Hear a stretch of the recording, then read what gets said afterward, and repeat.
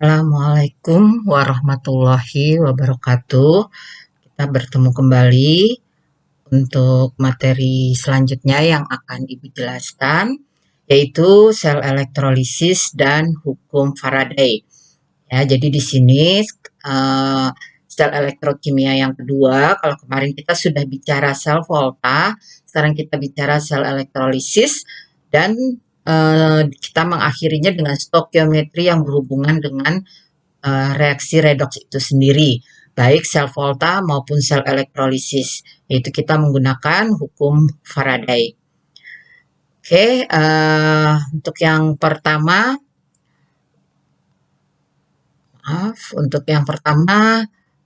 itu masalah sel elektrolisis.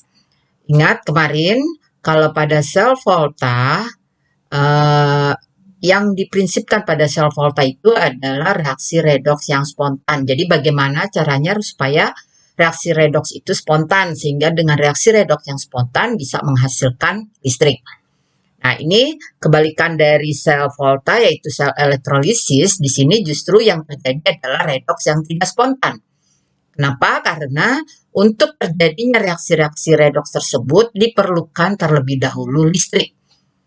Jadi prinsipnya pada sel elektrolisis ini, dengan adanya listrik, itu akan terjadi reaksi-reaksi redoks. Kemudian perbedaan yang selanjutnya, kalau pada sel volta, kita bicara khusus yang kita bahas adalah elektrodanya. Jadi kita memfokuskan pada elektrodanya. Jadi elektrodanya itu apa yang kita gunakan sehingga kita bisa menghasilkan reaksi-reaksi redoks yang spontan. Sementara kalau pada sel elektrolisis, kita bicaranya adalah larutan yang kita mau elektrolisis tersebut. Ya, jadi kita fokusnya pada larutannya. Nah, kalau pada volta, larutan yang kita gunakan ya itu adalah tergantung dari elektroda yang kita pakai. Ya, kalau mungkin bisa Ibu ini kan kembali, kalau misalkan Ibu memakai elektrodanya tembaga, berarti larutannya harus mengandung ion tembaga, kan? Nah, sementara kalau pada elektrolisis, elektrodanya apapun yang kita pakai itu bebas. Yang pasti kita memfokuskannya adalah pada larutannya.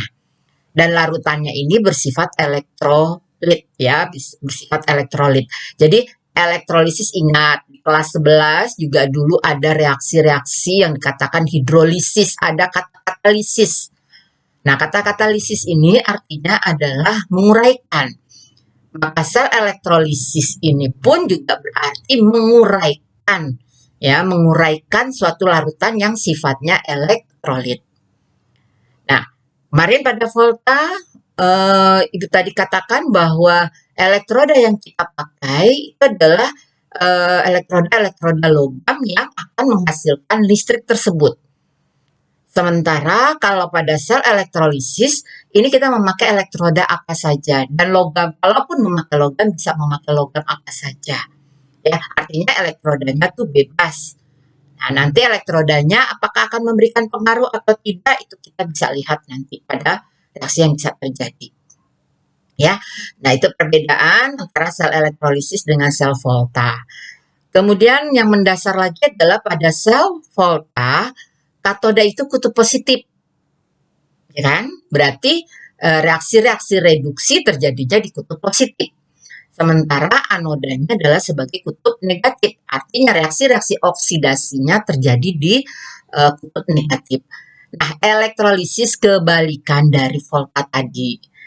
Maka pada elektrolisis katodanya justru sebagai kutub negatif. Jadi reaksi-reaksi reduksinya akan terjadi di kutub negatif. Dan anoda berarti anodanya sebagai kutub positif, maka reaksi-reaksi oksidasinya akan terjadi di kutub positifnya. Maka untuk tidak tidak tertukar dengan volta dengan elektrolisis, kalau kemarin pada volta Ibu katakan Ibu punya singkatan kapan, katoda positif, anoda negatif. Sementara pada elektrolisis Ibu memakai adalah nekat. Negatifnya katoda, ya. Jadi bisa dilihat di situ negatifnya adalah katodanya Jadi di sini bisa ini yang membedakannya dengan sel volta. Kemudian untuk larutan elektrolitnya, ingat larutan elektrolit itu berarti larutan yang memiliki atau yang bisa terurai menjadi ion-ion, ya. Berarti larutan itu memiliki ada ion positif dan ada ion negatifnya. Ya, jadi ada ion positif, ada ion negatif. Nah, kemudian yang masuk dalam kategori larutan elektrolit itu kita cuma hanya punya 3 ini, yaitu ada asam, ada basa, dan ada garam. Kalian harus pahami asam itu cirinya seperti apa, basa itu ciri-cirinya apa, dan garam itu bagaimana ciri-ciri dari garam. Ya. Nah, kemudian di sini yang kita lihat untuk asam, ibu punya ion positifnya berarti H+, sementara ion negatifnya itu kita namakan ion sisa asam.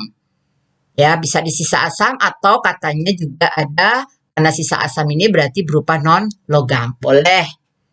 Ya, itu ion positif dan ion negatif yang ada pada asam. Sementara ion positif dan negatif yang ada pada basa, untuk ion positifnya adalah logam.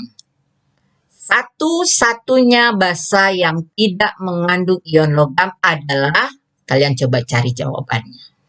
Kemudian ion negatifnya itu adalah ciri dari basa yaitu adanya ion OH-. Sementara di dalam garam, ion positifnya kita punya adalah logam.